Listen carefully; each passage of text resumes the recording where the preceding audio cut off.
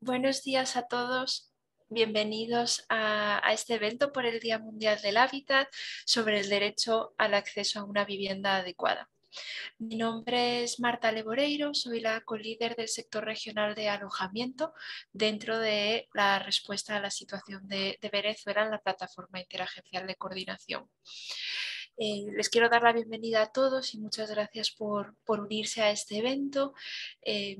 Simplemente antes de comenzar, solo decirles que pueden formular todas sus preguntas que vayan surgiendo a lo largo del espacio en el chat o en el canal de preguntas y respuestas, y que contarán con traducción simultánea que pueden activar en la parte inferior en la barra de herramientas de Zoom del español al inglés. Y junto conmigo para la facilitación de este evento está mi compañero Rafael, al que le paso la palabra. Rafael, buenos días. Buenos días, Marta. Bienvenidos a todos a este espacio. Mi nombre es Rafael Materneri, en representación del ACNUR, y junto con Marta cumplo funciones como colíder regional del sector de alojamiento de la plataforma R4B, Respuesta para Personas Refugiadas e Inmigrantes de Venezuela, en las Américas y el Caribe. El día de hoy quisiéramos agradecer la valiosa participación de la ONU Habitat, de la Comisión Interamericana de los Derechos Humanos, del Alto Comisionado de las Naciones Unidas para los Derechos Humanos, de la Fundación APSI, y desde la plataforma agradecemos la participación del sector de protección y del representante especial de la ACNUR y la OIM para los venezolanos. Adelante, Marta.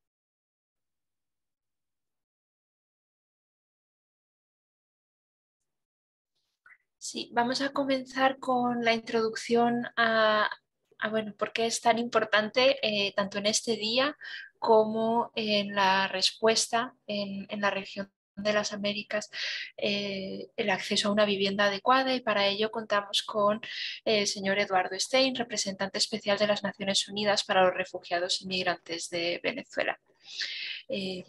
Eduardo, por favor, le cedemos la palabra. Muchísimas gracias. Muy buenos días.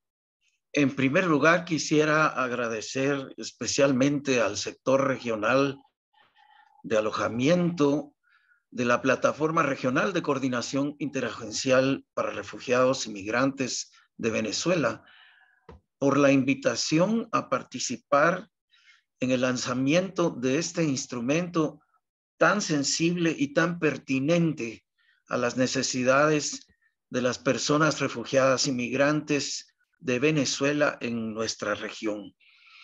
Es realmente un honor compartir este encuentro con apreciados colegas de ONU Habitat, de la Comisión Interamericana de Derechos Humanos y del Alto Comisionado de las Naciones Unidas para los Derechos Humanos.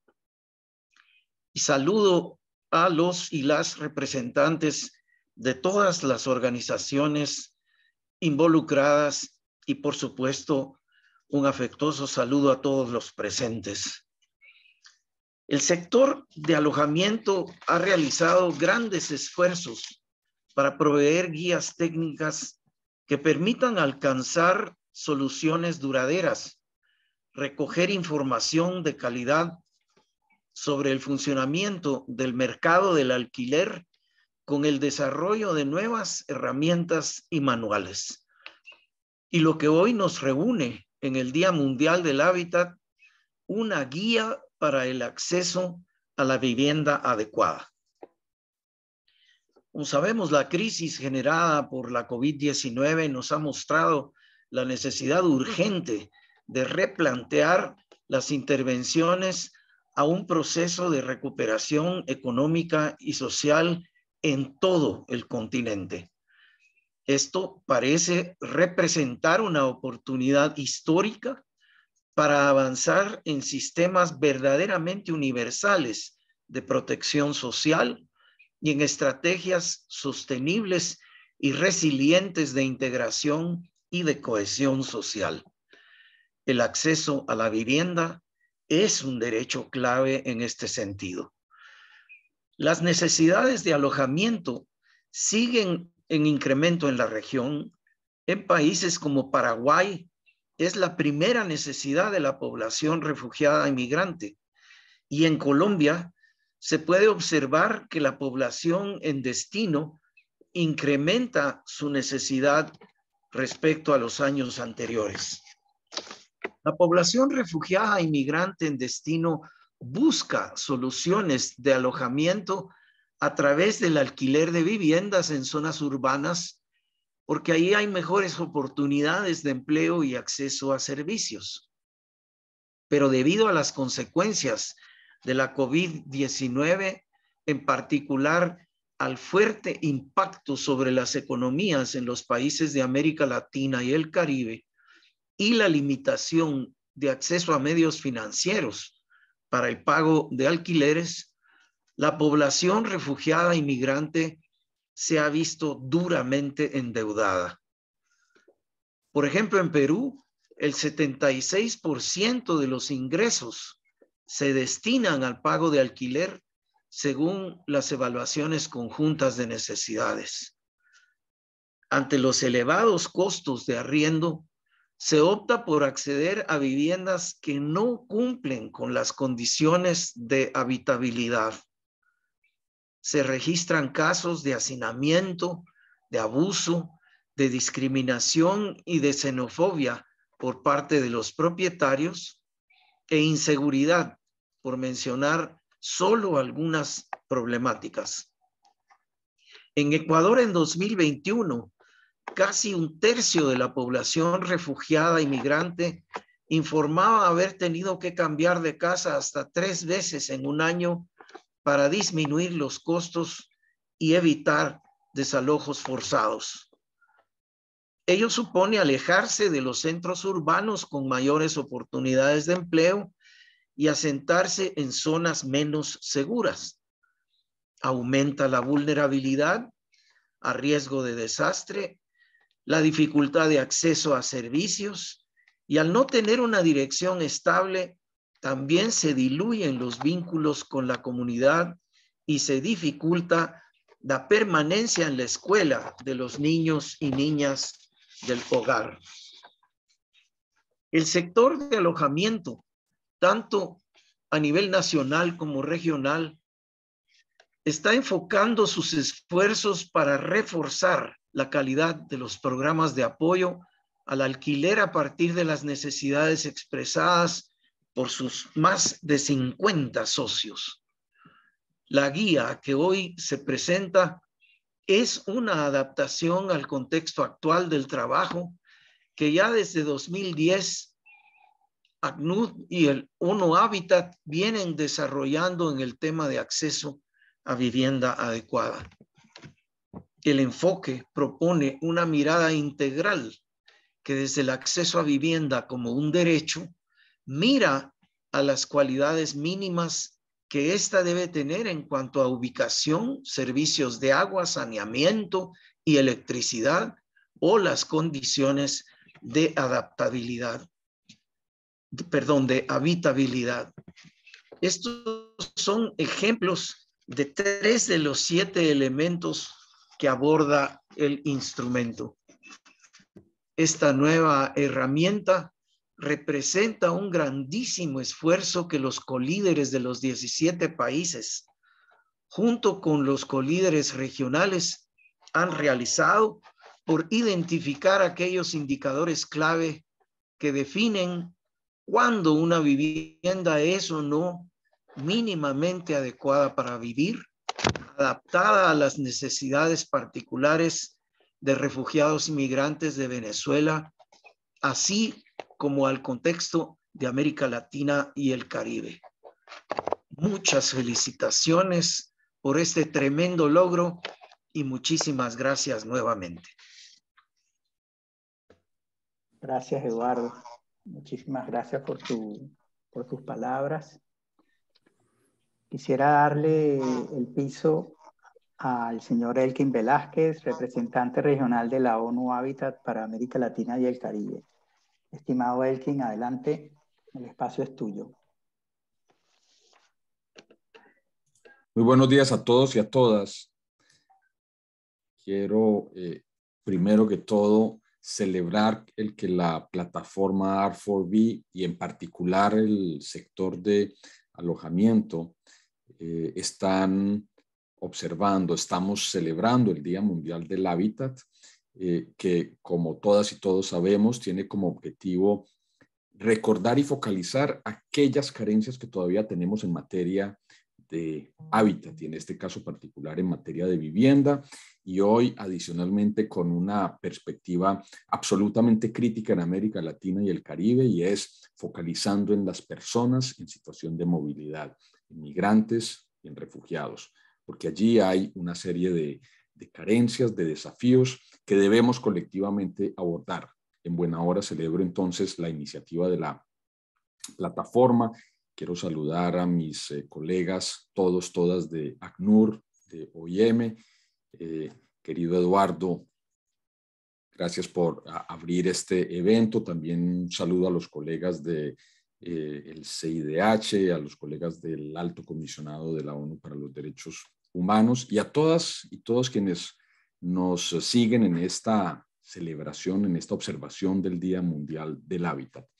Este año, nuestro secretario general de Naciones Unidas planteó como temática clave de entrada para observar el Día Mundial del Hábitat cerrar la brecha que tenemos en torno a hábitat, y eso incluye, por supuesto, en torno a vivienda, para no dejar a nadie atrás, para no dejar a ningún lugar atrás, para no dejar a ninguna persona en situación de movilidad atrás. Y en un momento donde, por supuesto, todas somos conscientes de que convergen los impactos negativos de tres crisis que nos afectan en todo el mundo, también en América Latina y el Caribe. Nosotros la llamamos la crisis de la triple C, saliendo del COVID-19 o todavía lidiando con COVID-19 en muchas partes de la región, el desafío del cambio climático y, por supuesto, los desafíos relacionados con las conflictividades.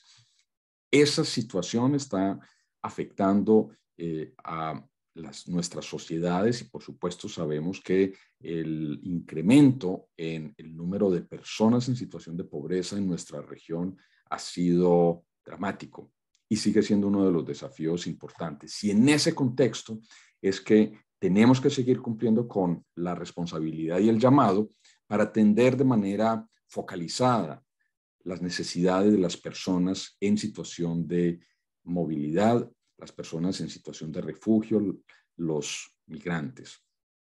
Por ello, el trabajo de la plataforma R4B, que recoge de manera decidida el trabajo interagencial de casi 200 organizaciones, es fundamental. Es fundamental y adicionalmente valoramos muchísimo que R4B también está promoviendo la perspectiva de trabajar hacia ciudades más incluyentes y comunidades más solidarias, en particular con las personas en situación de movilidad que provienen de Venezuela.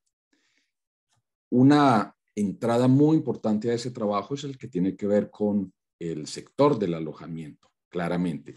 Después de muchos de los procesos por los que, por supuesto, es importante observar la solución al problema, a las circunstancias de las personas en situación de movilidad, una vez están en un sitio donde la perspectiva es la de una mejor y mayor integración social y económica, con comunidades de acogida, con comunidades históricas en generalmente barrios precarios, barrios afectados por una cantidad importante de dificultades, barrios informales muchas veces.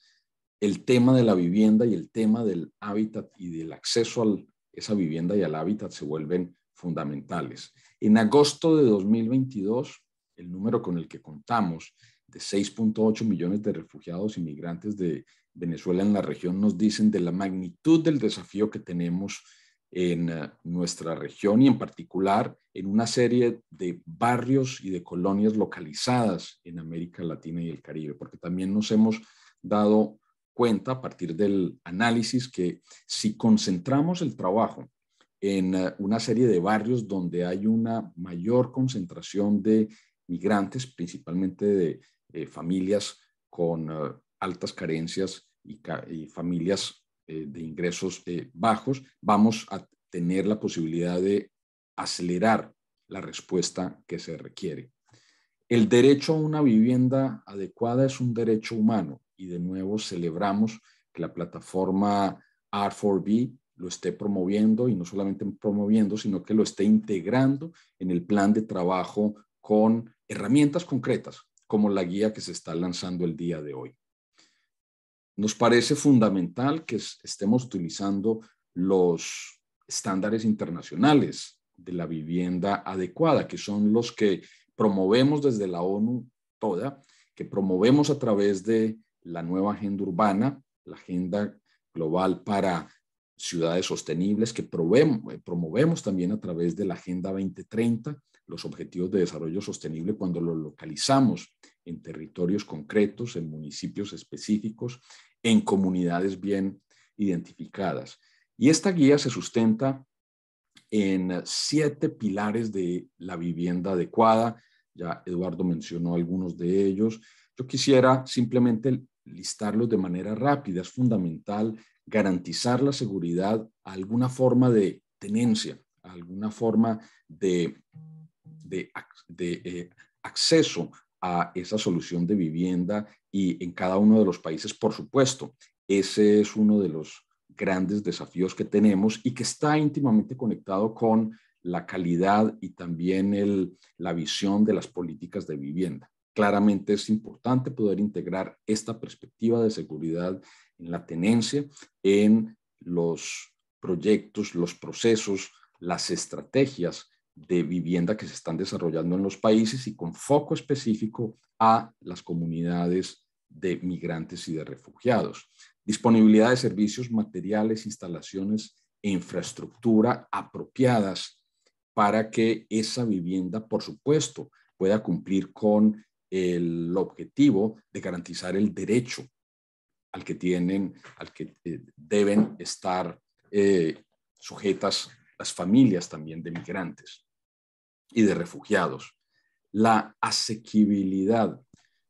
Quiero solamente decir 2 frases sobre el punto importante y el pilar de la asequibilidad. Sabemos que en América Latina y el Caribe es uno de los temas clave en los cuales están trabajando ministras y ministros de vivienda, y nuestra invitación desde ONU Habitat es poder involucrar en la conversación, en la discusión y en la exploración de soluciones las necesidades específicas de las comunidades, las familias, las personas en situación de movilidad. Es fundamental para poder garantizar esa asequibilidad a través de los diferentes instrumentos de política pública, a través de las diferentes herramientas que existen. Quiero también enfatizar en el pilar de la ubicación, un pilar fundamental de la vivienda adecuada. Es uno de los pilares fundamentales de toda política de vivienda que está alineada con los principios de vivienda adecuada. Y en particular, para las personas en situación de movilidad, este es un tema fundamental, que adicionalmente está mediado también por los riesgos de xenofobia, los riesgos de discriminación negativa en nuestras sociedades. Por ello hay que entrar en una perspectiva de trabajo con todos los actores en los diferentes barrios en los cuales tenemos la obligación y también el desafío de facilitar la integración entre las comunidades de acogida y las comunidades en situación de movilidad. Esta perspectiva nos está permitiendo, y ya lo estamos constatando, también desarrollar una nueva generación de políticas de vivienda, donde la localización de estos barrios, de estos espacios urbanos, comienza a ser un elemento clave en el diseño de cualquier estrategia. Para terminar, quiero plantear que estos principios de la vivienda adecuada, muy bien explicados y muy bien aterrizados a la situación específica de movilidad humana en la guía que se está presentando hoy, pueden potenciarse a través de abordar 4 retos fundamentales en cuanto a la vivienda y sus estrategias en América Latina y el Caribe. El primero es seguir revisando los esquemas legislativos que nos permiten crear, adaptar, actualizar los instrumentos legales a las necesidades específicas de las poblaciones también en situación de movilidad, con la lógica de que requerimos políticas diferenciales y de que hay grupos prioritarios. El segundo elemento es el de gobernanza. Como hay una distribución diferente de responsabilidades y recursos en cada uno de los países, entre los niveles nacionales, subnacionales y locales, es muy importante generar acuerdos de gobernanza que facilitan la coordinación multisectorial y multinivel para resolver el desafío que estamos enfrentando. El tercero es el tema de financiamiento. Necesitamos desarrollar incentivos específicos para atender la necesidad de los grupos prioritarios.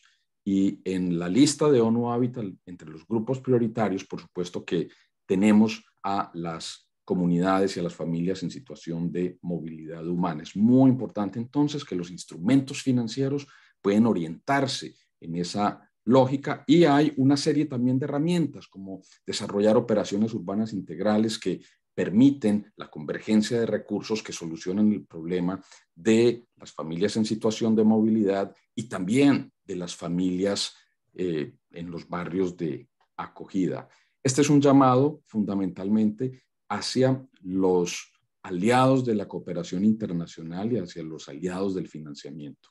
Y el último elemento clave es el elemento que llamaré transversal, de la participación ciudadana, de la conversación transversal que incluye siempre a las dos partes que están involucradas en los barrios, las comunidades de acogida y las familias migrantes, las familias en situación de movilidad, las familias refugiadas. Es fundamental garantizar esa conversación y, por supuesto, garantizar también que tenemos la posibilidad de contar con datos y evidencia que nos facilitan la construcción y el diseño de las estrategias más adecuadas.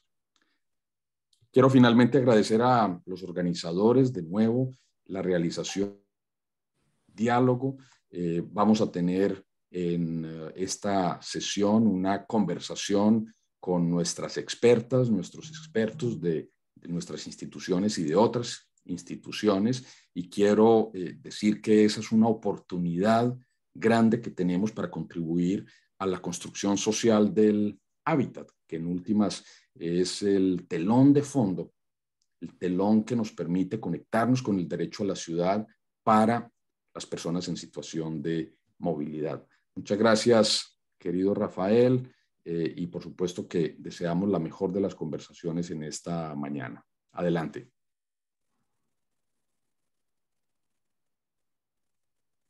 Adelante, Marta. Gracias, Elkin. Muchísimas gracias, Elkin, por tus palabras. Las apreciamos muchísimo y también aprendemos de ellas. Y bueno, para finalizar esta introducción, no queremos dejar de lado, ya que, como han mencionado los panelistas anteriores, no es un derecho humano, queremos presentar al señor Joel Hernández García, relator sobre defensores y defensoras de derechos humanos y operadores de justicia para la Comisión Interamericana de Derechos Humanos bajo la Organización de los Estados Americanos. Así que, Joel, la palabra es suya. Muchas gracias. Muchas gracias. Muy buenos días. Muy contento de estar en este evento. Realmente agradezco a la Plataforma Interagencial de Coordinación para las Personas Migrantes y Refugiadas de Venezuela, mejor conocida como la plataforma R4B, por esta amable invitación. Atribuimos una gran importancia al lanzamiento de la guía técnica La vivienda adecuada en la respuesta a refugiados y inmigrantes de Venezuela en Latinoamérica y el Caribe, que sin lugar a dudas será un instrumento fundamental para medir, para entender, para tratar de mitigar la vulnerabilidad habitacional de la población de interés en respuesta a las personas refugiadas y migrantes de Venezuela. Y qué mejor oportunidad para hacerlo que en conmemoración del Día Mundial del Hábito celebrado el primero de octubre pasado. Bien, la Comisión ha dado un especial seguimiento a la situación de los derechos humanos de las personas venezolanas en este grave contexto en el que se encuentra, sobre todo la movilidad humana de más de 6.8 millones de personas. Formalmente, estas personas venezolanas se encuentran bajo distintos estatutos, sean como personas migrantes, refugiadas, solicitantes de asilo, retornantes, o bien en otros contextos, inclusive los mixtos. A partir de esta grave crisis humanitaria que ha dado lugar a una movilidad humana sin precedente, hay afectaciones en los derechos humanos de las personas desplazadas.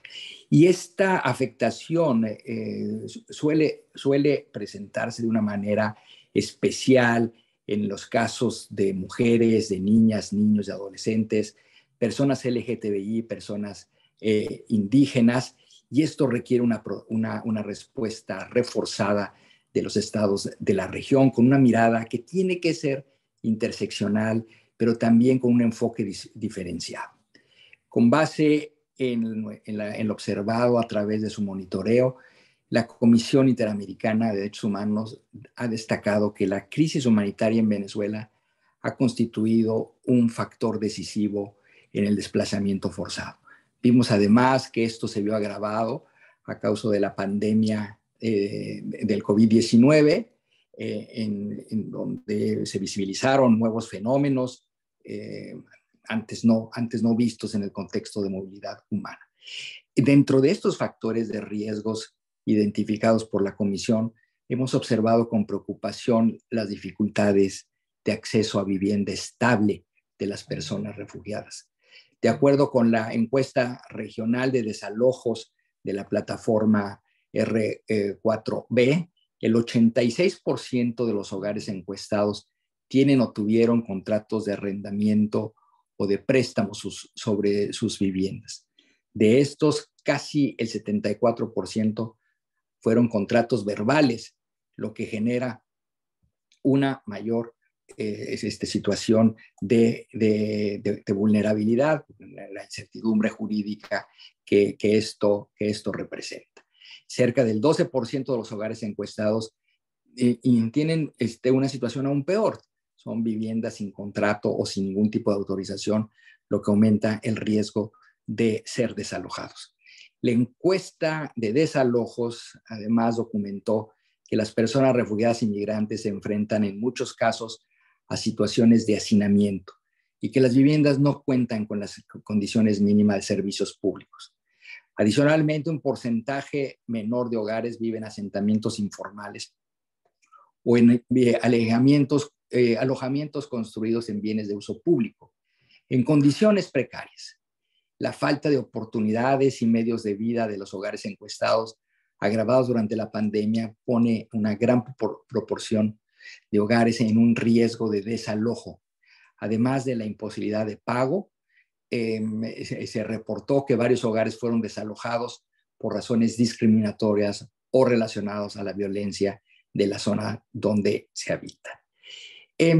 Ante este panorama complejo, la CIDH ha formulado recomendaciones al Estado venezolano, en primer lugar, pero también a los estados de la región para que esta problemática pueda atenderse de una manera solidaria.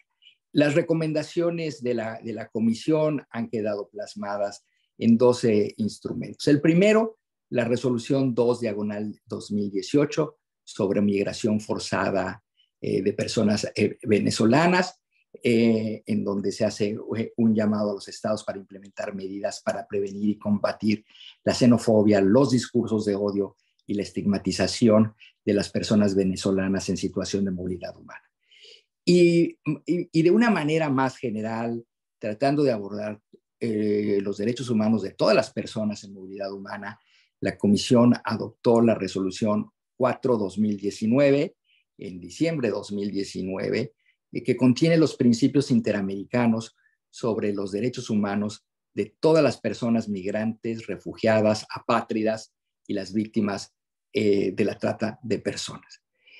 Dentro de las recomendaciones que contienen estos principios, la CIDH ha llamado a los estados a flexibilizar los requisitos internos para la consideración de documentos expedidos en el extranjero, de acuerdo con una formalidad particular, cuando pueda haberse comprometido el ejercicio de derechos como son la educación, pero también como es la vivienda.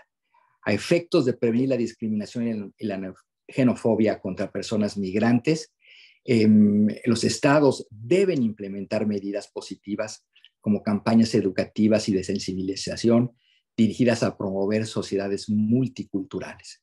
También hemos hecho un llamado a los estados a asegurar que el principio del interés superior del niño, niña o adolescente sea la consideración primaria en cualquier acción a ser tomada, ya sea en las fronteras, ya sea durante los procedimientos de refugio o de otra índole, respetando principalmente el derecho a vivir y crecer dentro de un entorno familiar y no ser separados de madre o padre por razones vinculadas al estatus migratorio. De manera especialmente dedicada a la vivienda, los principios interamericanos destacan la importancia de dotar a migrantes de una vivienda adecuada con un componente de dignidad humana. Así, en el principio número 38, la Comisión destaca que toda persona en movilidad humana tiene derecho a una vivienda adecuada que comprenda, primero, la disponibilidad de servicios, materiales, instalaciones e infraestructura, incluido el acceso permanente a recursos naturales, agua potable, energía para cocinar, calefacción y alumbrado, servicios sanitarios y de aseo, almacenamiento de alimentos, eliminación de desechos, drenaje y servicios de emergencia. Y en segundo lugar, su habitabilidad, en el sentido de poder ofrecer un espacio conveniente a sus ocupantes y protegerlos de las inclemencias del tiempo. Se debe garantizar también su accesibilidad, asequibilidad, protección física y la adecuación cultural importante. Los principios interamericanos reconocen la importancia de incluir la protección del derecho a la vivienda a través de la prevención y la respuesta a los riesgos en todas las acciones de asistencia y auxilio humanitario.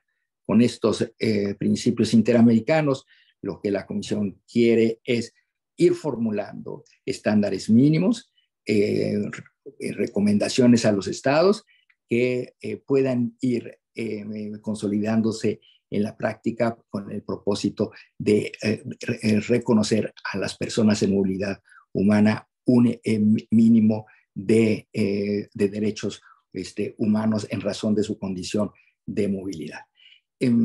Con esto concluyo. Una vez más, reitero mi agradecimiento y les deseo lo mejor en este conversatorio que hoy tienen y todo el éxito para la difusión de la guía técnica que hoy presenta. Muchísimas gracias, Joel. Muchas gracias. Muchísimas gracias, Joel. Bueno, vamos a dar paso a un pequeño vídeo y de ahí presentaremos la guía. Mi compañero Rafa comenzará con ello. ¿Tú qué considerarías que es una vivienda adecuada? ¿Qué características crees que tendría que tener? Bueno, primero que todo, el servicio del agua, el servicio de la luz, el gas, que no se filtre, que no tenga humedad, una buena seguridad, que tenga, o sea, el espacio adecuado, pues. O sea, que todo tenga su espacio, pues, que la cocina tenga su lugar, el cuarto su lugar, el baño su lugar, o sea, que no quede todo, para que por lo menos no esté, que si el baño pegado contra la cocina y así todo. Quiero agradecer este vídeo que han podido ver a los compañeros que han formado un grupo de trabajo de análisis del mercado del arriendo, desde el cual se ha trabajado la vivienda adecuada. Y bueno, Rafa, te doy la palabra, que vas a introducir también parte del trabajo al que está vinculado este vídeo. Muchas gracias. Gracias, Marta. Gracias a Eduardo, a Elkin, a Joel, por esa introducción muy amplia de la importancia finalmente del tema que nos compete el día de hoy. Pensar en vivienda es pensar en integración, es pensar en inclusión, es la capacidad que tienen las personas de establecer vínculos con una comunidad, de pertenecer. En definitiva, pensar en vivienda es pensar en el porvenir de las personas que hoy en día se encuentran dejando sus hogares y están en esta condición de movilidad. Nos vamos a tomar unos minutos para presentarles la herramienta de puntaje, marcador de vivienda adecuada, que hemos elaborado de forma conjunta con un grupo interdisciplinario de profesionales, representantes de distintas organizaciones con las que trabajamos en la respuesta de refugiados inmigrantes de Venezuela. El desarrollo de esta metodología nace de la necesidad de entender de forma estructurada tanto esos aspectos físicos que comentaban ustedes, habitabilidad, servicios, como esos aspectos sociales, seguridad de la tenencia, asequibilidad, entre otros, de los distintos hogares, para poder así diseñar y fomentar programas, por ejemplo, programas de subsidio del alquiler, acordes con la realidad del contexto. Le doy la palabra a Marta. Bueno, quiero antes de dártela agradecer en particular la colaboración activa de nuestro colega que colideraba la plataforma con nosotros, Javier Parra, en representación del Consejo Noruego para los Refugiados, que hizo un trabajo enorme en pos de haber desarrollado esta guía junto con nosotros. Adelante, Marta. Muchísimas gracias, Rafael. Vamos a entrar ahora, después de las introducciones, de habernos encontrado ya en el marco conceptual, ¿no?, en el que estamos trabajando, un poquito más en la guía, como decía mi compañero Rafael.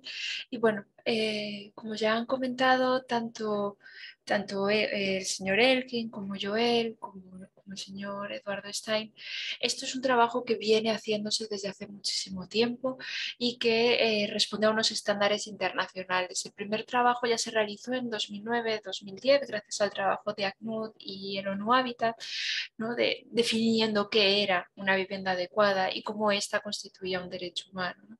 Posteriormente, pues también hemos visto ya adaptaciones, formas mucho más didácticas, trabajos sobre estos elementos que ha hecho sobre todo ONU Habitat desde la perspectiva más de alojamiento, ¿no?, en países como México o en Bolivia. Y de todo este análisis también nace este trabajo que ha resultado en esta guía y herramienta de puntaje, ¿no? Y las novedades que nosotros queremos aportar dentro del contexto de migración a refugiados y migrantes ha sido la actualización, ¿no?, y transversalización de enfoques diferenciales, cómo podemos medirlo, ¿no?, porque hay mucho debate sobre si debemos hablar solo de habitabilidad, de vivienda digna, ¿no?, y muchas veces entra la cuestión de ¿y cómo lo medimos? ¿Cómo podemos hacer ese análisis de decir esta vivienda es idónea, esta vivienda es adecuada y por tanto, bueno, pues digna o habitable, ¿no? Y ese ha sido el gran reto que tenía esta guía, saber cómo podíamos hacer esa medición, cómo podíamos encontrar indicadores. Y luego, bueno, pues hay un elemento muy bonito que vamos a ver ahora a continuación, que es la parte más gráfica. Ese trabajo se ha hecho sobre todo en esta región, en América Latina y el Caribe, de cómo visualizamos esos 7 elementos de que es una vivienda adecuada. Y bueno, pues por primera vez han sido traducidos al inglés, no existían esos materiales y eso son otras de las novedades que tenemos.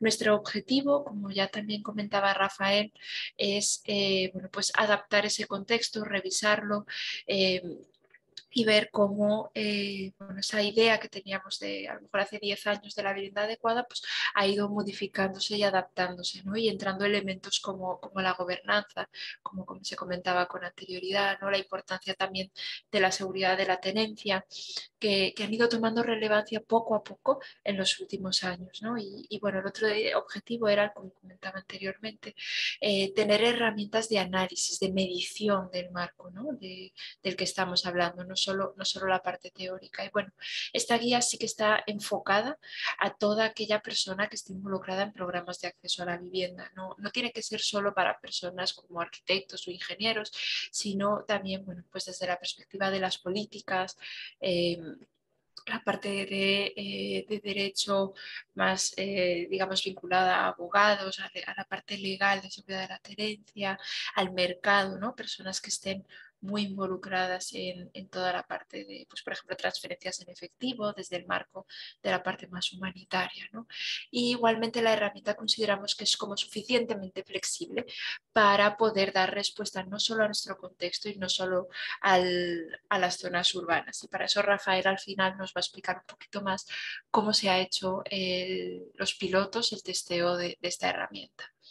En ella lo que van a encontrar, bueno, es un prólogo, una definición de estos elementos de los que ya hemos mencionado anteriormente y luego la definición detallada de cada uno de ellos y sus preguntas clave para la medición. Y luego, por último, entender, ¿no?, el marco en el que podemos decir que una vivienda es adecuada o no. Los 7 elementos no voy a entrar en detalle, porque ya nos han mencionado muy bien en sus introducciones tanto el señor Elkin como el resto de los panelistas. Pero bueno, sí que dejar claro que son la seguridad, la tenencia, la disponibilidad de servicios, materiales, instalaciones e infraestructuras dentro de esa vivienda, su asequibilidad, el poder pagarla, ¿no?, poder acceder a ella financieramente, la habitabilidad, las condiciones de esa infraestructura, su accesibilidad, ¿no?, el poder entrar a ella y no solo desde la parte física. Ahí hay muchos más factores, ¿no?, que nos van a promover el poder acceder a esa vivienda, ¿no? Su ubicación en el entorno, en ese barrio, y ahí la importancia de la localización que se ha mencionado anteriormente y la adecuación cultural. Entender que no todos vivimos de la misma forma, no todos habitamos el espacio de la misma forma y que es importante poder respetar y responder a esas formas, ¿no?, a dónde cocinamos cada uno, a qué materiales tenemos, a cómo incluso, bueno, pues abrimos o cerramos las ventanas de nuestra vivienda, ¿no? Y todo ello, bueno, en detalle lo van a poder encontrar en la guía. Y esto sería un poquito esa idea del detalle, ¿no? He cogido el elemento de habitabilidad porque es el que estamos más familiarizados con él para que así de forma rápida pudiésemos visualizarlo. Entonces, la guía da esa descripción como más detallada y luego ese gran reto que decíamos de cómo lo medimos. Y aquí les dejo algunos ejemplos en la parte derecha de su pantalla, ¿no?, de lo que hablamos como preguntas clave, indicadores clave que nos marcan cómo vamos a poder medirla. En naranja van a poder encontrar preguntas que se responden por observación directa. Es la parte, digamos, más cuantitativa de este ejercicio, ¿no? Y tenemos respuestas que nos van a ayudar a guiarnos cómo podemos bueno, pues responder a dichas preguntas. En verde tenemos preguntas que son de un carácter mucho más cualitativo y que se hacen por una consulta con la persona encuestada, con las personas que habitan esas viviendas que estamos analizando para entender el contexto en el que nos encontramos. Y hay respuestas a estas preguntas que nos van a aparecer en rojo, digamos, y ese rojo nos quiere decir que directamente, si la respuesta es no, categorizaríamos la pregunta como, bueno, o la vivienda en sí misma, como que no es adecuada para ser habitada, ¿no? La consideraríamos como inadecuada porque hay, bueno, en general hemos encontrado 5 elementos, digamos, el acceso, bueno, pues a electricidad, a agua, su ubicación en una zona en riesgo o que la vivienda se vaya a demoler, ¿no?, esté en unas condiciones que sean un riesgo para la persona, la infraestructura, y de ahí definimos que una vivienda pueda ser o inadecuada porque es un riesgo físico y que no podemos mitigar para las personas que van a vivir en ella, ¿no? Entonces, bueno, pues de ahí queremos dar también el consejo, ¿no? Cuando estemos realizando desde la cooperación, desde el ámbito humanitario o incluso desde los gobiernos, estemos implementando proyectos, ¿no? De acceso a vivienda adecuada, podamos identificar aquellas que van a poner en riesgo a la población y que es mejor evitar, ¿no? Y también identificar cuáles sí son adecuadas, cuáles son idóneas para que podamos habitar, bueno, cumpliendo con ese derecho humano de acceso a la vivienda.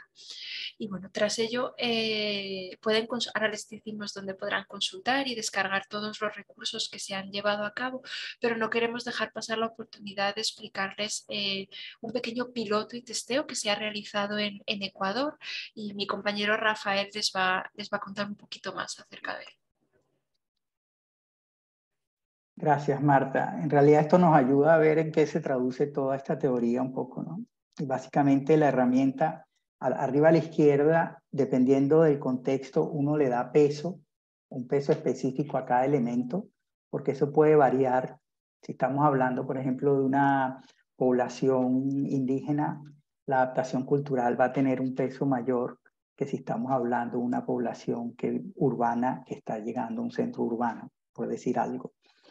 La herramienta procesa la información que fue levantada en contacto directo y con metodologías participativas y a través de la observación, y permite que visualicemos el espectro de adecuación de una vivienda adecuada verde a inadecuada rojo, ¿no? Ahí se ve gráficamente, de un barrio en cuestión y en cada uno de los hogares entrevistados, logrando tener entonces una foto tipo, así como esa telaraña que tenemos allá abajo, con información valiosa para entender, por un lado, la problemática, poder reconocer algunos trends y finalmente orientar la respuesta. Esto es muy importante. Finalmente, esta herramienta es un medio, no es un fin en sí mismo.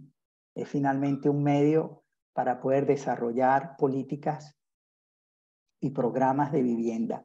En las imágenes que se ven abajo a la derecha es un barrio en Ecuador, y si uno ve los colores, eso nos daría una indicación del nivel de adecuación de esas viviendas. Al hacer un clic en cada una de ellas, se nos abre esta arañita que está a la izquierda y podemos ver cuál es el trend entonces, o sea, cuál de los elementos está más crítico y cuál está menos crítico. Y en función de eso, entonces desarrollar la política y darnos cuenta que quizás el problema es asequibilidad o el problema principal tiene que ver con seguridad de la tenencia.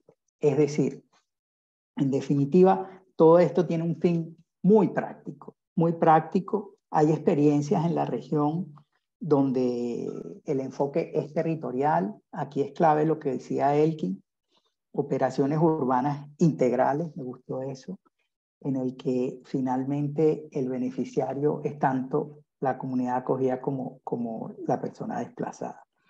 Bueno, eso era todo por mi lado. Marta, creo que podemos abrir la mesa para entrar más en detalle. Sí, antes de terminar, en la página del sector o a través de estos QR, pero pueden ir a la página del sector de alojamiento y pueden bajar la guía directamente ahí, además de otras publicaciones relativas. Tenemos un manual sobre evaluación del mercado del arriendo, que fue lo que le dio el inicio al desarrollo de esta guía. Cambio.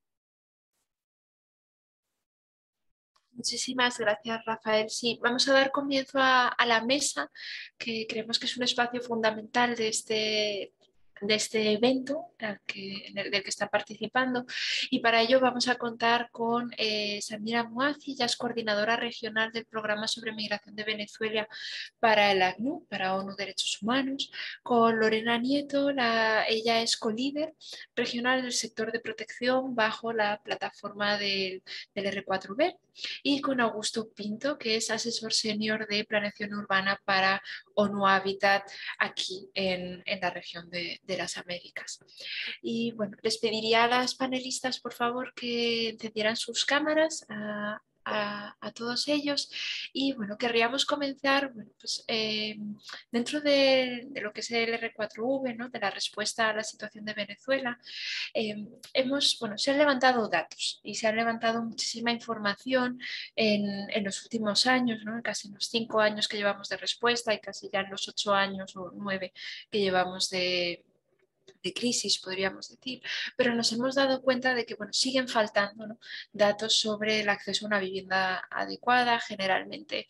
En esa falta de datos también, y cuando hemos hecho el esfuerzo de recogerlos, entre ellos está la encuesta de desalojos del sector de protección, que me imagino que Lorena nos comentará más en detalle posteriormente, hemos encontrado también mucha información sobre los altos costos del alquiler, por ejemplo, muy vinculados a los desalojos forzados. Y bueno, en todo este marco, ¿no? Nos gustaría preguntarles a Samira y a Lorena en particular, bueno, pues, cuáles son los derechos de las personas refugiadas e inmigrantes que se ven vulnerados por la ausencia a la vivienda adecuada y cuál es el impacto de no poder ejercer dichos derechos para la población migrante y refugiada. Samira, te vamos a pasar la palabra a ti directamente, si te parece, y después puede continuar directamente Lorena. Muchísimas gracias. Muy buenos días, muchas gracias Marta y Rafael por la invitación. Un gran saludo a todos los distinguidos panelistas y todos los participantes que nos acompañan hoy. Y enhorabuena por la publicación de la guía realmente, que además incluye el trabajo conjunto que hemos hecho con ONU Habitat sobre este tema.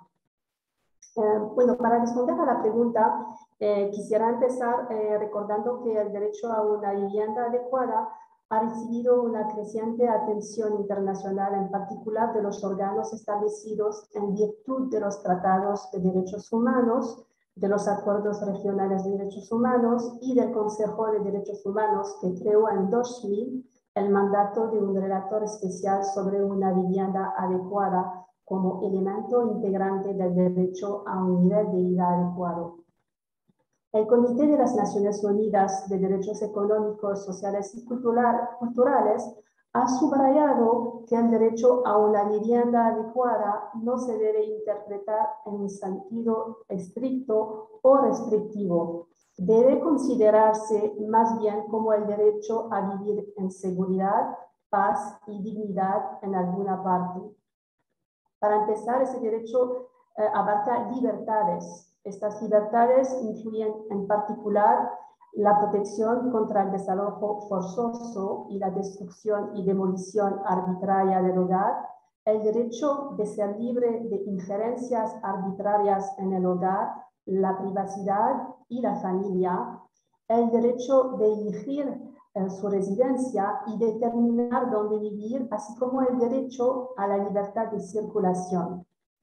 El derecho a una vivienda adecuada contiene otros derechos. Entre ellos figuran el acceso a la no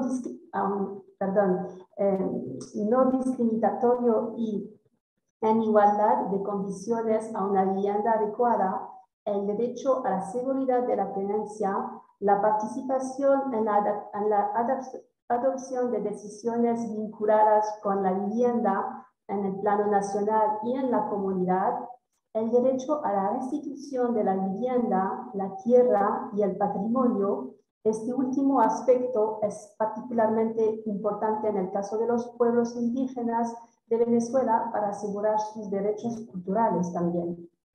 Mira, una cosita, te interrumpo. Sí, puedes hablar un poquito más lento, que sé que el traductor está haciendo un esfuerzo. Solo un poco más lento, adelante. Perdón, sí, perdón, con mucho gusto. Los derechos humanos son interdependientes e indivisibles y están relacionados entre sí.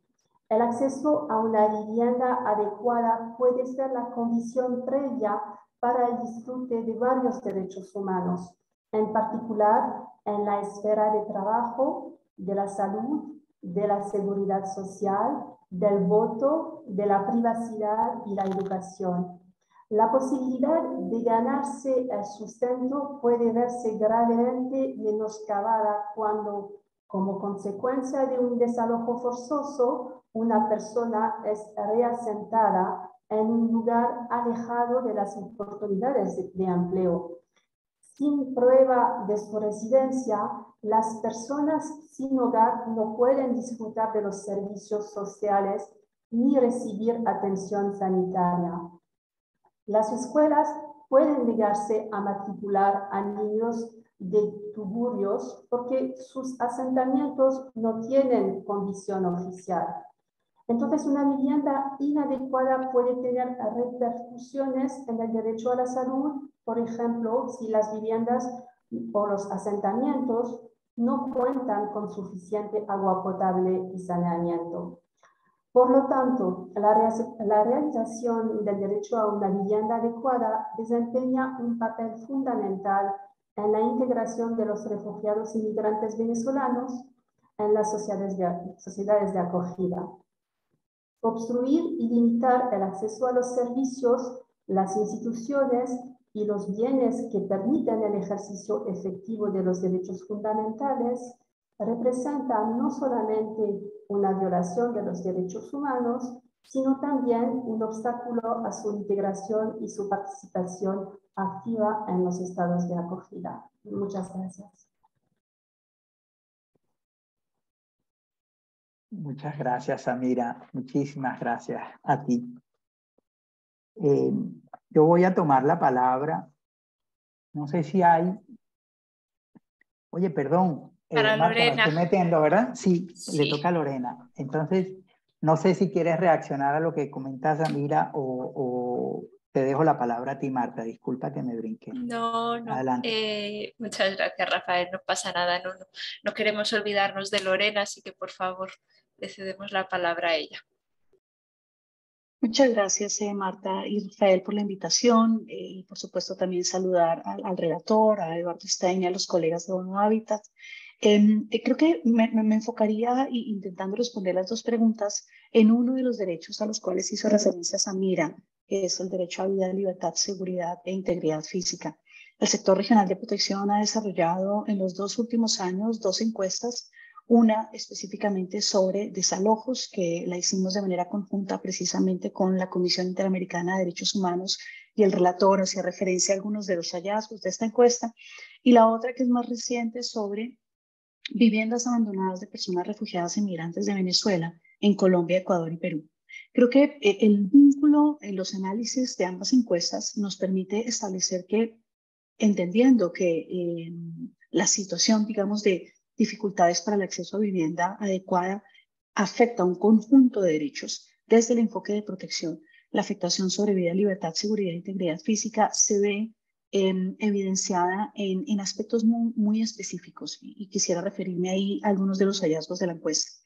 Por un lado, en la encuesta de desalojos, cuando le preguntamos a las personas refugiadas o migrantes de Venezuela qué situaciones estaban enfrentando antes de que el desalojo ocurriera, mencionaban el 27% que había sufrido corte de servicios públicos, el 23% hablaron de situaciones de intimidación y de amenaza por parte de los arrendatarios, el 14% hablaron de un incremento en la xenofobia y la discriminación, incluso de la comunidad de acogida de los barrios en los cuales estaban viviendo.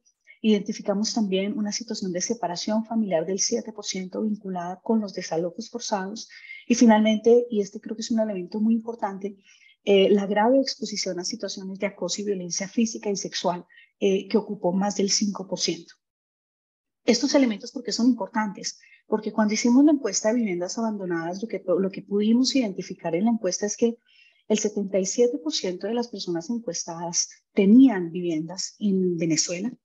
El 77% abandonaron sus viviendas en Venezuela o consideran que las viviendas que dejaron se encuentran en situación de riesgo de abandono. El 68% de estos hogares señalaron que la vivienda la tenían completamente pagada. Y de ese universo de quienes tenían sus viviendas completamente pagadas, el 91% está viviendo en los países de acogida bajo figuras de alquiler.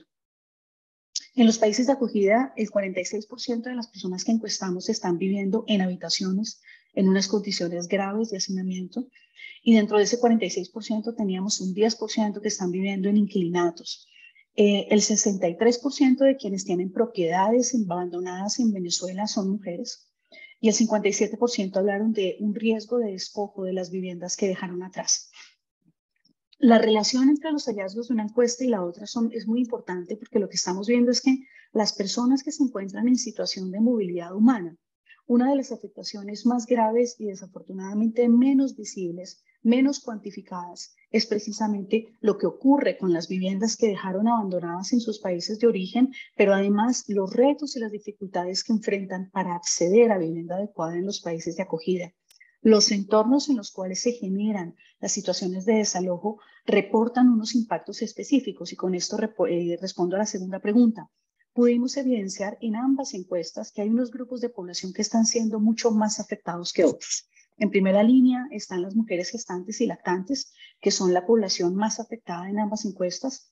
Tenemos también a las minorías étnicas, obviamente particularmente los pueblos indígenas con sus características en relación con el acceso al territorio y los pueblos afrodescendientes, las personas con enfermedades crónicas, tanto con acceso a tratamiento como sin acceso a tratamiento, son también un grupo de grave afectación, tanto en desalojos como en el acceso a viviendas adecuadas. Y por último, los hogares monoparentales que tienen a su cuidado menores de edad. Estos datos para nosotros se suman a otros impactos que son graves vinculados con el no poder acceder a una vivienda adecuada. Por un lado, hay una mayor exposición a riesgos. Dentro de esos riesgos de protección ubicamos de manera prioritaria el elemento que había mencionado de violencia sexual, pero también el reclutamiento, uso y vinculación. ¿Esto por qué aparece ahí? Porque cuando ocurren los desalojos forzados y precisamente por el punto de costos que mencionaban los colegas que me antecedieron en el uso de la palabra, las personas refugiadas y migrantes se ven obligadas a vivir en zonas mucho más deprimidas de las áreas urbanas, donde lo que hemos identificado es que existe un control social y territorial de grupos al margen de la ley, de delincuencia organizada, de crimen organizado, y este no es un fenómeno exclusivo para Colombia, es algo que hemos identificado en todos los países de la región con manifestaciones de diferentes naturalezas. Esto implica que los niños, las niñas, los adolescentes que hacen parte de estas familias que están teniendo riesgos de desalojo, que han sido desalojadas, están siendo reclutadas para redes de microtráfico, están siendo reclutadas para redes de trata de personas, y en este sentido la exposición a riesgos se dispara. El segundo elemento, por supuesto, es el impacto que tiene esto en salud mental. Son familias que probablemente antes de la pandemia estaban teniendo procesos de integración local. Con la pandemia empezaron a enfrentar retos en relación con el acceso a las condiciones económicas para pagar los alquileres, y esto generó todo, digamos, una pérdida de un proceso de integración que había iniciado con una exposición nuevamente a riesgos, y de alguna manera familias que estaban en una fase, por decirlo así, de desarrollo, tuvieron que volver a una fase inicial de necesidades humanitarias, en donde las dos encuestas lo que nos han permitido identificar es que la mayoría de estas familias, 60-70%, voy a hablar más lento, perdóname, no lograron acceder nunca a asistencia ni de las entidades de gobierno ni de las organizaciones internacionales.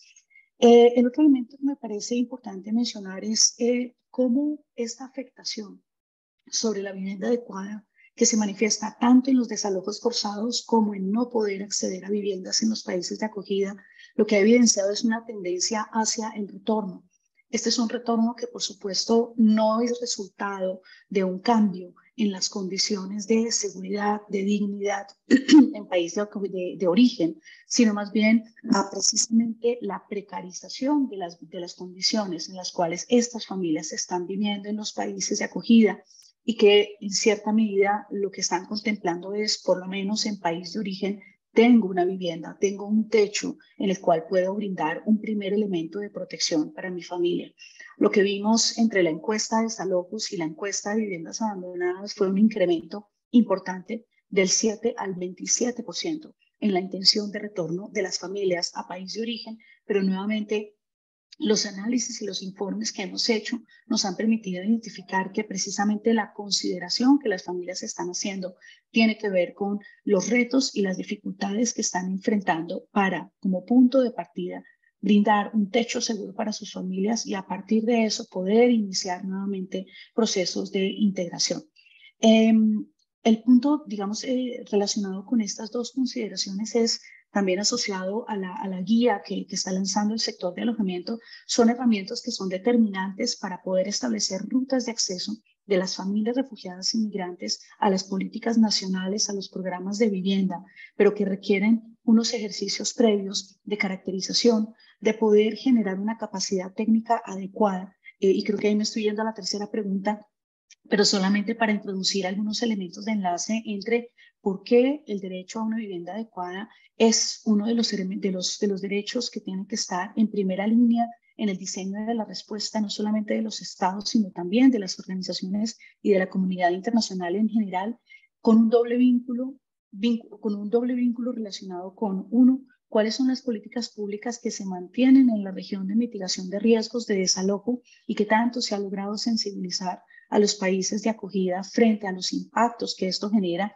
cuando las familias enfrentan situación de calle, como lo mencionó la encuesta de desalojos, en el 73%, que al final se convierten en situaciones de emergencia sanitaria para los países y para las ciudades que no tienen la capacidad de responder frente a esta situación. Y finalmente, cómo esta necesidad de prevenir y mitigar los riesgos de desalojo tiene que estar directamente relacionada con la apertura, la adecuación de los programas y las políticas de vivienda para garantizar que haya una transición entre la situación de emergencia, el desalojo, y la posibilidad de acceder a una vivienda adecuada como una medida necesaria para avanzar hacia soluciones duraderas. La comprensión sobre tener acceso a medidas socioeconómicas pasa necesariamente por garantizar que las familias tengan un techo y una vivienda adecuada. Y muchas gracias, Cambio.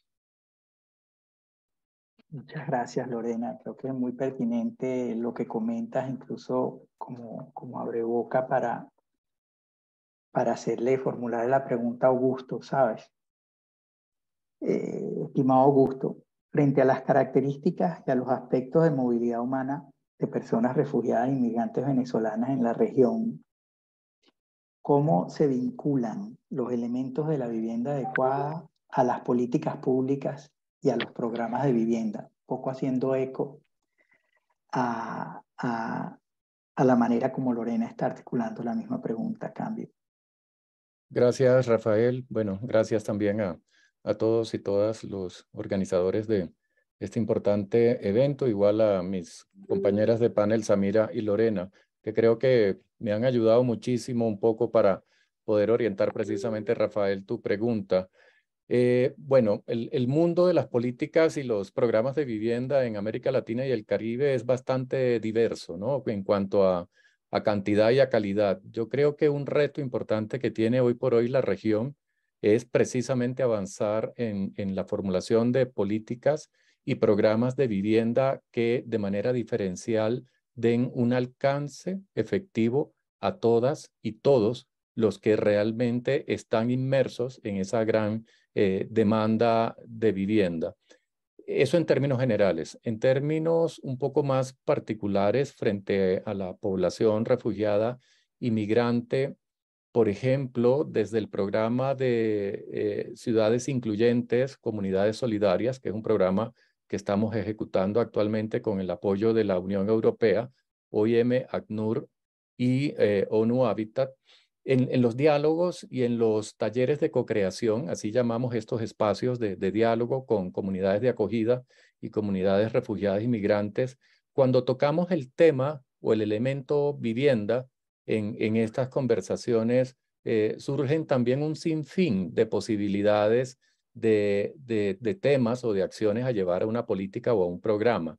Ya mis antecesores, tanto en la instalación como más recientemente Samira y Lorena, han tocado todo un abanico de posibilidades que no quisiera de repente repetirlos todos, pero hay unos elementos tal vez, Rafael, que es importante resaltar cuando uno va país a país, ciudad a ciudad, intentando encontrar esa respuesta desde las políticas y los programas. En algunos casos ya se es consciente desde los gobiernos nacionales de la necesidad de flexibilizar dichas políticas y dichos programas. Y cuando hablo flexibilizar es que claramente cada quien está mirando su problema hacia adentro. Es decir, la política como un problema y como una oportunidad para su propia gente. Es decir, para sus comunidades de acogida, hablándolos en términos un poco del tema que nos ocupa, de movilidad humana. Pero con muy poca apertura frente a estas dinámicas de movilidad humana que se dan y se seguirán dando, digamos, en el futuro, digamos, de la historia de nuestros países en América Latina y el Caribe. Entonces, un poco hay un mensaje importante de tener que flexibilizar esas políticas y programas para que realmente sean inclusivas o incluyentes. Y también en el sentido, Rafael, de que efectivamente demos alcance a esos 7 elementos que configuran una vivienda digna. Ahora bien, desde el punto de vista diferencial también es importante, ya alguien lo mencionaba, priorizar aquel o aquellos elementos que realmente den en cada caso, me refiero país o ciudad, una respuesta puntual o efectiva a la necesidad que tiene el migrante o el refugiado en ese contexto local. Un poco a lo que quiero ir, que es un tema que quisiera dejar también para la discusión, es que no podemos ser tan estándar en una región como América Latina y el Caribe, así estemos abordando un tema de movilidad humana con venezolanos o para venezolanos, porque por un lado, el venezolano viene de diferentes orígenes de Venezuela, es diferente la necesidad de vivienda que puede tener una persona que sale de Caracas o que sale de Maracaibo o que sale de otra ciudad, incluso de territorios rurales de Venezuela, porque no todos son urbanos los migrantes, hay migrantes rurales que buscan en el sitio de llegada una afinidad, ¿sí? Una cierta afinidad o una cierta respuesta a una necesidad original que tienen desde su punto de salida. Acá en Colombia, donde yo me encuentro en este momento, claramente Colombia es un país de ciudades, pero también es un país rural. Y un poco cuando vamos a la ruralidad colombiana y nos encontramos con venezolanos que vienen de una ciudad y de repente les toca vivir en el campo colombiano, se encuentran con una doble crisis, ¿no? Porque claramente encontrar una vivienda con características urbanas en un suelo rural colombiano es bastante complicado. Entonces, las políticas y los programas tienen que ser diferenciales, pero para poder plantear esa diferencial, tienen que ser muy comprensivos del fenómeno mismo y exacto de la migración. Ahora, hay un segundo elemento asociado a las políticas y programas, Rafael, que tiene que ver con cómo engranamos esos esfuerzos desde lo nacional y lo local. América Latina a veces tiene dos dimensiones muy diferentes cuando se trata de planificar y de ejecutar una política o un programa de vivienda. Muchas veces en los gobiernos nacionales nos creamos o se crean, digamos, una serie de instrumentos y mecanismos para encauzar los recursos y focalizarlos en lo local. Y otra cosa es, otra mirada es, otra intención es la que tienen los gobiernos subnacionales. Es decir, cuando la política o el programa llega al municipio, cuando es el municipio, digamos, el actor más local de ejecución de la política, muchas veces no habla el mismo idioma que el gobierno nacional.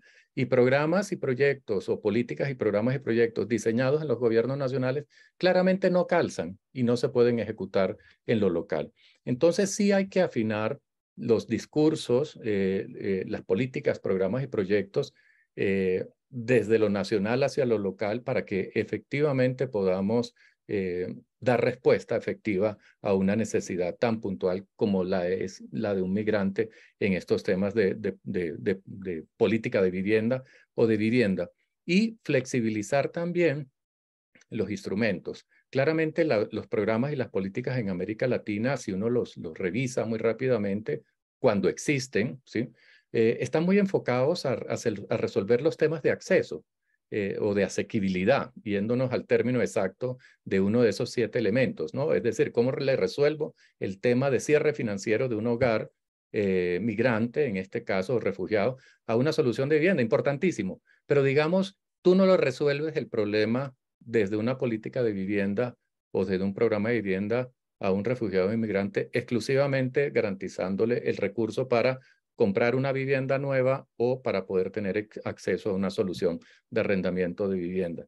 Hay un tema, ya lo mencionaba Elkin muy al comienzo, relacionado con la participación. Yo lo vería más de acompañamiento social. Es muy fundamental poder orientar, acompañar casi que uno a uno ese hogar o esa persona que va en búsqueda de una solución de vivienda, porque en los mercados de vivienda realmente locales se puede encontrar con cualquier tipo de respuesta o de solución. Entonces, el acompañamiento social, como ha hecho Mi Casa, Mi Vida en Brasil, como lo hemos intentado hacer con el programa Mi Casa allá en Colombia y algunas otras buenas experiencias en Centroamérica, realmente ameritan un mayor esfuerzo de acompañamiento hacia estos hogares para efectos de que encuentren una solución adecuada, no solo de vivienda adecuada, sino solución adecuada en general para su tema de, o que dé respuesta a su tema de habitabilidad. Entonces, espero haber dejado pues en estos 3 minutos algunos elementos adicionales a los ya planteados por Samira y Lorena, y pues quedamos dispuestos también al diálogo siguiente. Muchísimas gracias, Samira, Lorena, Augusto, por sus palabras y reflexiones. Y bueno, pues curiosamente todos han mencionado, y también anteriormente ya Elkin y Joel lo mencionaron, ¿no?, la importancia de las políticas públicas, ¿no?, y de cómo estas afectan en el acceso a la vivienda, y en particular por cómo están actualmente diseñadas a la población refugiada e inmigrante. Y bueno, hemos conversado sobre también todas estas limitaciones, ¿no?, que surgen en torno al tema del acceso a la vivienda, ¿no?, y su impacto en cómo ejercemos los derechos, ¿no?, y cómo la población puede ejercer sus derechos, y bueno, características luego más específicas con Augusto, ¿no? Y por último queríamos pedirles en una frase, porque también vamos un poquito justos de tiempo, pero en una frase, si cada uno de ustedes nos pudiera decir cuáles consideran acciones clave, les pediría casi una acción clave a cada uno de ustedes, resumiendo, que se deberían tomar tanto a nivel político como humanitario para lograr este objetivo de acceso a una vivienda adecuada para la población refugiada e inmigrante de Venezuela. Les dejo que, bueno, que comience el que quiera el primero, pero como les decía, una frase, una o dos acciones clave que crean que deberíamos tomar como resumen de sus intervenciones. Muchísimas gracias.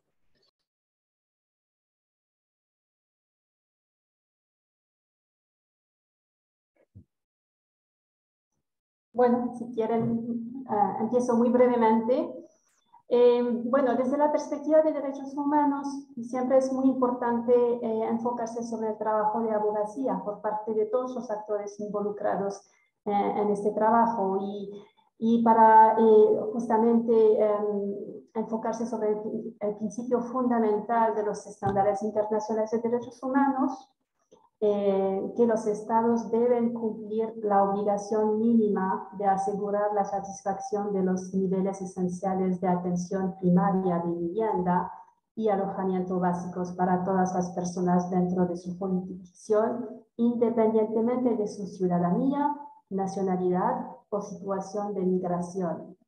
Eso. Y quizás realmente muy brevemente referirme a la necesidad de tener estrategias nacionales de vivienda que tomen en cuenta las necesidades y las circunstancias de los refugiados inmigrantes, abordando los factores subyacentes que dificultan el acceso de las personas a la vivienda, como el bajo nivel socioeconómico, el género, la edad y la origen étnica. Muchas gracias.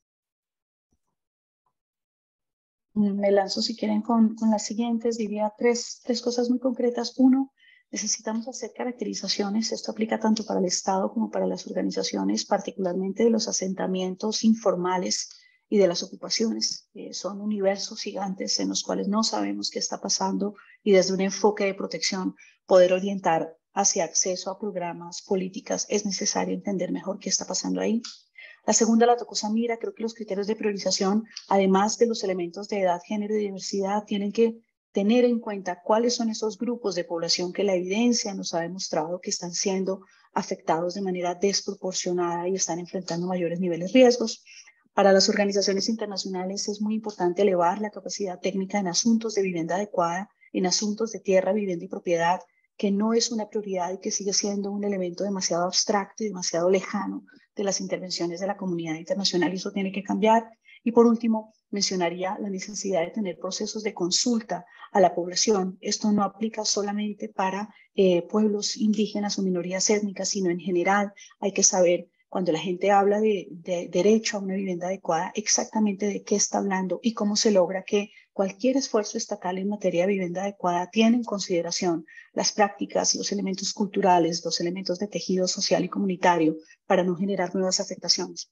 Un paquetito que dejaría solamente ahí son las medidas que necesitamos que se desarrollen también en país de origen, relacionadas con establecer el registro de las viviendas que quedaron abandonadas, establecer medidas específicas de protección para que en procesos futuros de retorno no se generen nuevos escenarios de violencia, de confrontación, que generen nuevos desplazamientos forzados y finalmente las políticas de restitución, compensación, indemnización que hacen parte precisamente de los derechos de las víctimas y del paquete de acciones que tienen que entrar en procesos de justicia transicional. Cambio, gracias. Bueno, yo debo cerrar entonces. Me sumaría un poco, me conectaría un poco con lo que planteaba Lorena en su penúltima frase, tal vez, y es, creo que todavía nos falta sensibilizar un poco más a los gobiernos nacionales y locales, que son los direccionadores, diseñadores y ejecutores de las políticas y los programas frente a los temas de movilidad humana y al tratamiento que se le debe dar precisamente a la comunidad migrante y refugiada frente a un tema tan esencial como es el acceso a una solución de vivienda. Cuando desde el programa que les comentaba de Ciudades Incluyentes, Comunidades Solidarias, vamos a identificar acciones y a tratar de implementar acciones en vivienda, claramente, digamos, no hay mucha intención ni voluntad por parte de las autoridades, especialmente locales, frente a su corresponsabilidad frente a garantizar este tipo de derechos. Y esto es importante también en la medida que se requiere de recursos de financiación que claramente no solo son del resorte de la cooperación internacional o de las agencias internacionales o de los gobiernos nacionales. Aquí hay un tema de corresponsabilidad también muy importante que hay que garantizar para efectos de que entre todos realmente sumemos esfuerzos y demos una respuesta integral a un tema tan esencial como lo digo, como es el acceso a una solución de vivienda. Muchísimas gracias, Augusto, Lorena, Samira, por sus reflexiones. Mucho que llevarnos. Aprovecho que nos quedan literalmente unos 5 minuticos y me parece muy valioso poder presentar, que se queden y cerrar con el trabajo de la Fundación APSI en Ecuador. Un bello ejemplo de cómo se aterriza de forma práctica y directa lo que venimos conversando el día de hoy. Me enorgullece dar la palabra a la arquitecta Eloísa Berjo, Coordinadora Nacional de Planificación Urbana y Vivienda de la Fundación APSI. Adelante, Eloísa. Ilústranos con los programas que actualmente realizas. Muchísimas gracias, Rafael. Es un gusto para nosotros estar en este espacio de compartir. Como Rafael dijo, estoy en la Coordinación de Planificación Urbana y Vivienda y ha sido muy interesante para nosotros. Iniciamos hace 2 años atrás trabajando vivienda para personas en movilidad humana, resolviendo problemas al principio técnicos, adecuaciones funcionales espaciales y ahora vamos en una transición hacia la construcción de hogares. Siguiente diapositiva, por favor. Los objetivos del capítulo de movilidad humana es activar la atención de migrantes y refugiados a la red de protección local en cada uno de los territorios intervenidos, contribuir para que migrantes y refugiados cuenten con un plan de salida de albergues y acceso a viviendas dignas y seguras alineadas a los ODS 6, 9, 10, 11 y 12. La fotografía que se ve aquí la fotografía anterior refleja un espacio para niños y niñas que procuramos implantar en todas las multifamiliares que trabajamos, que voy a detallar más adelante. Cambio. Habitabilidad se trabaja habitabilidad desde diferentes enfoques, la adecuación y mejoramiento de infraestructura, apoyo con CBIs de arriendo, dotación de equipamiento, kits de habitabilidad, brigadas de salud y asambleas para promover el saneamiento y la higiene al interior de los espacios habitables, espacios seguros para niños, niñas y adolescentes, análisis y seguimiento y derivación de casos a la red de protección, coordinación interinstitucional, apoyo para la educación y los medios de vida y los procesos de apropiación espacial que han sido importantísimos en toda la gestación de estos proyectos. La foto que vemos aquí es una multifamiliar en Quito, la anterior era en Frontera Sur, en El Oro, y como verán se está construyendo un mural que se hace en conjunto a la comunidad que vive en esos espacios habitacionales, y este nene que a la par está pintando, ¿no? Está siendo partícipe de algún modo de esos procesos. Siguiente, gracias. Estamos presentes en 10 provincias, en 12 ciudades. Nuestro campo de trabajo son familias migrantes y refugiadas venezolanas con vocación de permanencia en el Ecuador. Los criterios de selección de los espacios de trabajo es en base a vulnerabilidad por género, edad de riesgo, y este año estamos incluyendo el tema étnico también. Y también analizamos cómo está funcionando la comunidad de acogida. Las tipologías de intervención son red de arrendadores, unidades habitacionales y multifamiliares, alojamientos temporales, servicios y centros comunitarios y espacios públicos. La foto que ven a la derecha es una multifamiliar en frontera norte del Ecuador, donde con pocos recursos buscamos que las mismas familias gesten sus espacios personales. Nosotros les ofrecemos una carta de posibilidades de gestión de su espacio y ellos construyen este espacio personal a través de pintura, que es uno de los recursos más económicos que tenemos para esta construcción de identidad a través del espacio habitable. Cambio.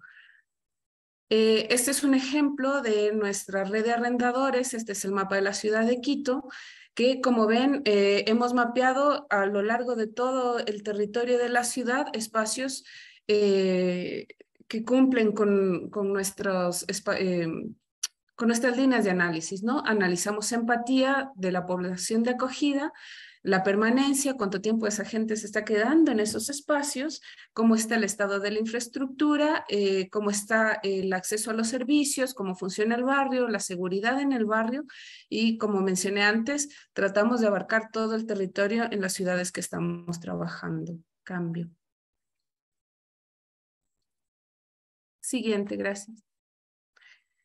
Multifamiliares y espacios habitacionales, tenemos 74 multifamiliares a nivel nacional, 225 unidades habitacionales, hacemos acuerdos con propietarios y beneficiarios, trabajamos mucho el tema de asambleas para solucionar problemas sociales que se puedan dar dentro de las multifamiliares, la minga y la derivación de casos. Estas estrategias un poco las repetimos, vamos a, en honor al tiempo, mostrar un poco solo los siguientes espacios, pero estas son a grandes rasgos las estrategias que trabajamos en todos los espacios. Siguiente diapositiva. Ahí está un cambio de espacio, no existían cocinas, se construyen cocinas, se mejora la imagen y la percepción del lugar. Siguiente. Igual aquí, cómo se cambia el tema de los baños, se trabaja mucho la distribución espacial, el espacio funcional. Siguiente. Aquí también un tema de las mingas. Aquí tenía mucha información para compartirles, pero bueno, en otra ocasión podemos compartirlas o pueden escribirme si quieren saber un poco más de lo que estamos haciendo. Cambio. Otro espacio, este es en Manabí. Cambio. Otro de los espacios que trabajamos, albergues formales e informales. Este es un albergue informal que también podemos detallar si quieren saber más del tema más adelante. También trabajamos en centros comunitarios con brigadas de salud, entre otros. Este es uno de ellos en Pichincha. Cambio. Otro en Manabí, San Patricio. Cambio. Este también está ubicado en una zona de muy escasos recursos en Manabí, que es muy interesante porque en este espacio que las calles son de tierra, tenemos una orquesta, tenemos clases de danza, clases de francés, es un espacio maravilloso. Cambio. Y bueno, para cerrar, gracias al financiamiento de ACNUR, PRM y OIM, hemos podido construir estos maravillosos proyectos. Con eso termino. Qué hermoso, Eloísa, qué hermoso que puedas compartir esto con nosotros. Sé que el tiempo no te hizo justicia Pero muchísimas gracias de haber participado hoy. Quiero darle las gracias a todos los participantes y a todos nuestros panelistas. Las preguntas y respuestas, pues ahí estuvimos revisando, no hay ninguna pregunta como tal que creo que quede sin contestar. Marta, te doy la palabra. Sí, muchísimas gracias a todos. En honor del tiempo vamos a cerrar ya. Me da pena no poder hacer un cierre con conclusiones más extenso, pero no queremos robarles más de su tiempo. Creo que el evento ha dejado claro la importancia, ¿no?, del acceso a una vivienda adecuada y cómo esta afecta a muchos más ámbitos, no solo el de la persona dentro de su habitación, ¿no?, que muchas veces lo dejamos en ese único punto, y creo que bueno, que se han recalcado todos esos elementos vinculados a la integración, a las oportunidades en medios de vida, en empleo, que están vinculadas a poder tener y ejercer ese derecho a la vivienda adecuada. Así que, por no extendernos, muchísimas gracias a todos los participantes, a todos los panelistas por su tiempo y esfuerzo en preparar este evento para el Día Mundial del Hábitat, y ha sido un placer facilitarlo contigo, Rafa. Muchísimas gracias. Gracias, Marta. Gracias a todos. Bonito día. Hasta luego. Muchísimas gracias. Muchas gracias. Feliz día. Gracias, feliz día.